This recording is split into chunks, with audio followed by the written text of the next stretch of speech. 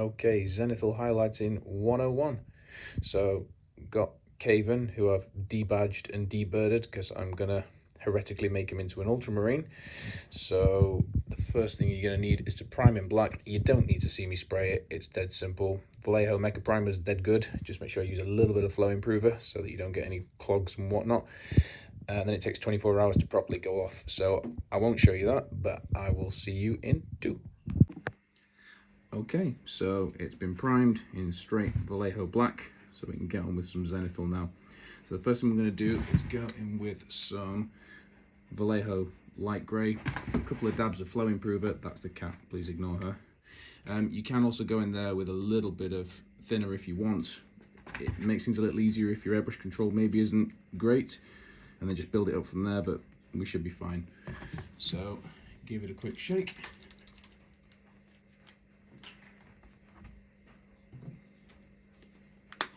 And what we're trying to do here is build up the, not so much the highlights, but almost like the backfill. So if you imagine your model, when your light's coming in, you have, from B, the light is going to come in from the top. In my model's case, the light's coming in from sort of the 1-2 o'clock position over here.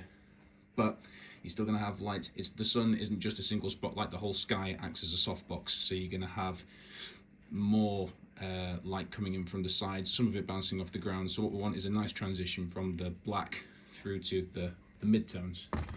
So a couple of drops of light grey,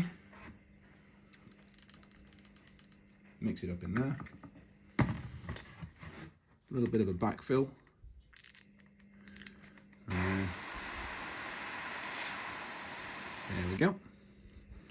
And just in case this is my first airbrush, air on, paint off, air off. Otherwise the next time you ask for air, you're going to get speckles everywhere, and nobody wants that. So I'm going to come in from sort of the 2 o'clock-ish position around here and build it up nice and slowly.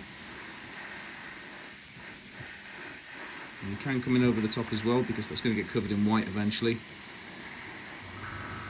Don't forget the feet as well, and in this case the rest of the model also. But even on this lee side, I want some shadow.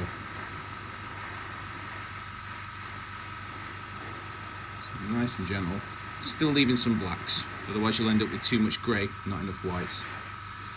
And coming around, because the sun's coming in from where my airbrush is now, you're still going to have plenty on the back. But we still want to leave some black. So, like that. On this side, I still want a little bit of grey, because again, you're going to have some light from the sky coming in from this side, and I don't want it to be completely black, otherwise you just get no detail. So, less paint now, and just filling in a few of those shadows, again from sort of the 2 o'clock position. Same again in there. I do want some colour. So I've got black on that side. That's not looking too bad. Maybe a little more grey over here. So coming in from the top now. So I've still got some black on that shoulder pad, but most of it's grey, which is kind of what I want, just a little bit of black. And when you look from the top, everything's grey. When you look from the bottom, pretty much everything is black, which is kind of what I want. Maybe a little more on that leg there.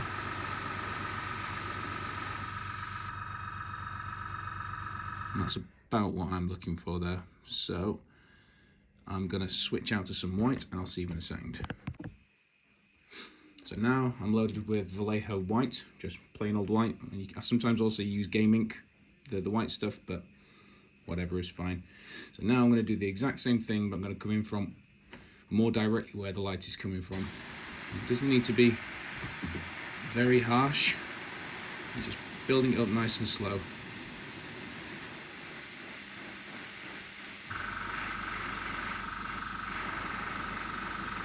I'm barely moving what direction the light is coming from. I'm just picking out those highlights.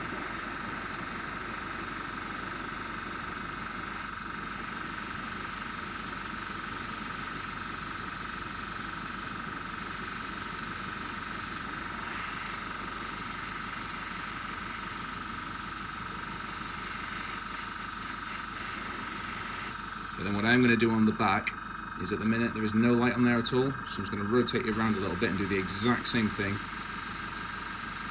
Just a little bit more on the back.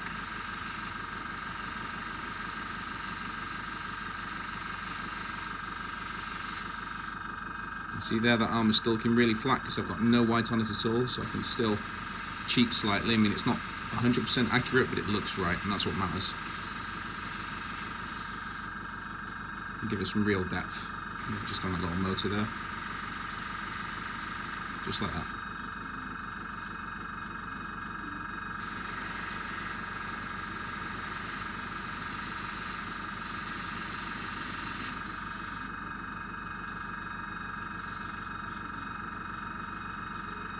And again, I'm just going to bring it round slightly because when I look from there, there's no white at all, and it just looks a little flat, as much as it looks great from there. So I'm just going to come in just from this direction a little bit, just give it a little pop, not very much at all, just like that.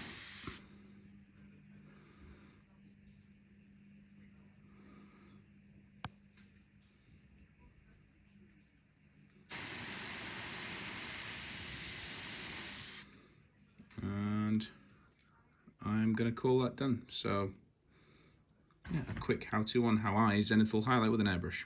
Cheers.